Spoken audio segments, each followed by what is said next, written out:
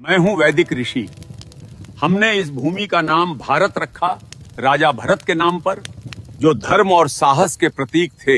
यही नाम आज तक जीवित है। मैं हूं पुराणों का भूगोलविद। हमने भारत को जम्बू द्वीप कहा, जहां जम्बू वृक्षों से भरपूर भूमि थी। प्राचीन काल में पूरी धरती को इसी नाम से विभाजित किया जाता था। मैं हूं आर्य परंपरा का विद्वान। उत्तर से दक्षिण तक फैली इस भूमि को हमने आर्यावर्त कहा। यहाँ धर्म, ज्ञान और संस्कृति का वास था। मैं हूं फारसी यात्री। हमने सिंधु नदी को हिंद कहा और इस भूमि को हिंदुस्तान। यही नाम सदियों तक चलता रहा। मैं हूं यूनानी भूगोलविद। हमने सिंधु नदी को इंडोस कहा और पूरी भूमि को इंडिया। यही नाम ब्रिटिश काल में आधिकारिक बन गया। मैं हूं प्राचीन व्यापारी। भारत की सोने जैसी भूमि के कारण हमने इसे सुवर्ण भूमि कहा। सोने, मसालों और धन की धरती। मैं हूं अरबी नाविक। हमने इस धरती को अल हिंद कहा।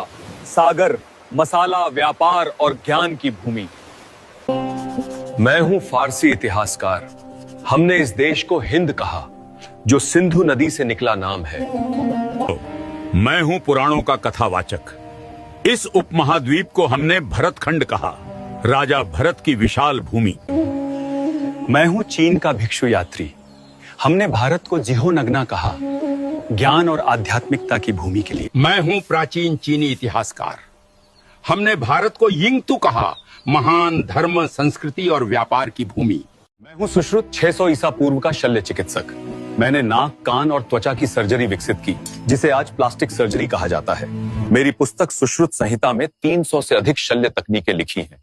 यही भारत की सर्जरी परंपरा की नींव है। मैं हूं चरक आयुर्वेद का आचार्य। 100 ईसा पूर्व मैंने लिखा था कि बीमारी का इलाज सिर्फ दवा से नहीं होता है। शरीर, मन और भोजन, तीनों का संतुलन जरूरी है। मैंने सिखाया कि हर पौधा दवा है और हर भोजन औषधि बन सकता है। मैं हूं प्राचीन भारत का नेत्र चिकित्सक। 800 ईसा पूर्व हम मोतियाबिंद की सर्जरी करते थे। एक पतली सलाई से आंख की धुंधली परत हटाकर दृष्टि वापस लौटा देते थे। इस तकनीक ने हजारों लोगों की रोशनी बचाई। दुनिया में पहली कैटरैक्ट सर्जरी भारत की धरती पर हुई थी। मैं हूं कोणार्क का शिल्पकार। हमने सूर्य मंदिर को इस तरह बनाया कि हर पहिया एक सटीक घड़ी की तरह समय बताता है। आज भी सूरज की किरणें हर घंटे पर ठीक इसी कोण से गिरती हैं, बिना किसी आधुनिक गणना के। मैं हूं भारतीय वास्तुकार। हमने ऐसे भवन बनाए जहां हर दिशा, हर खिड़की ऊर्जा के अनुसार तय थी, बिना बिजली